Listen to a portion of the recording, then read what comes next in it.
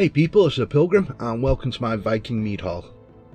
This build was a bit of an experiment. I wanted a large open hall down the centre of the build and support it from angled beams coming from the sides from the lower levels. I've had a lot of comments and building tips, suggestions and stuff on my other videos, and I've learnt a lot more as this build came together, and I've put it all into this one video. So I started with like a solid foundation built with beams and then built a full timber frame from there. The structure was pretty solid, and when I added the walls and the floors it just tied everything together. Some sections were still showing orange and yellow and they all turned green. I really love the way the building works in this game because it's just like a real wooden structure.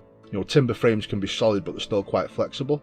Once you build in the floors and the walls it adds rigidity and the whole structure becomes, you know, more supported.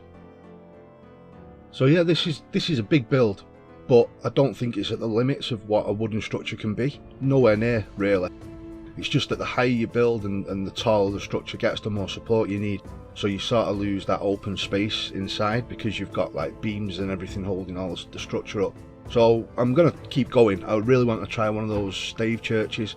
I think that would be pretty cool. I've got some pictures and diagrams of the actual wooden frame structure inside, so I could sort of start there and build it so it's like really traditional.